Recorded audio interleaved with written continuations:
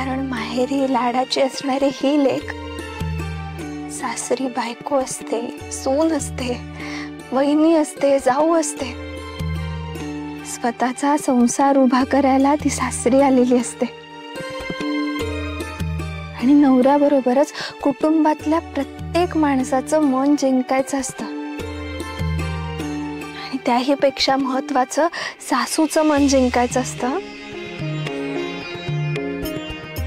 सासू ही दुसरी आईच असते हा सखू. त्यांच्या शब्दाबाहेर जायचं नाही, उलट उत्तरं द्यायची नाहीत. जर का तिला डोक्यावर बसवलंस तर मला तोंड दाखवायचं नाही. शब्द दे मला.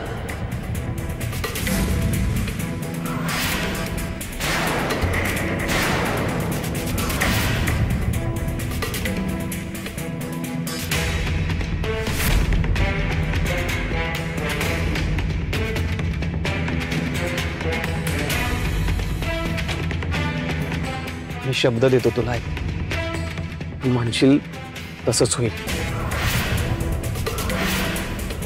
नक्की? हो.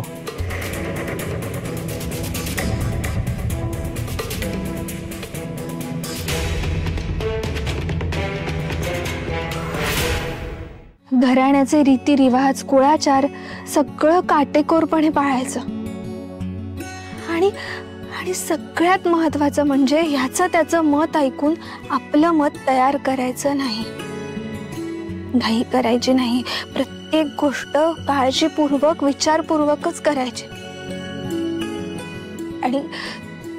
आणि कधी रडू आलं ना ग तर दुसऱ्यांना दाखवायचं नाही. सतत माहेरची आठवण काढायची नाही. आनंदी राहायचं, आनंद द्यायचा. करशील ना ग हे सखू? हो माई.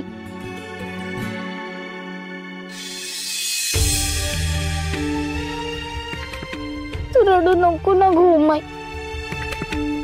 मला भीती वाटते. माई तुझ्याशिवाय कशी राहू ग? सांग ना ग. राहशील. मी कशी इथे राहिले तशीच तूही राहशील. सुरुवातीला थोडं जड जातं, पण मग आपण हळूहळू रुळतो. तशीच तूही रुळशील. तू म्हणालीस की सासू म्हणजे आपली दुसरी आई, हो ना ग?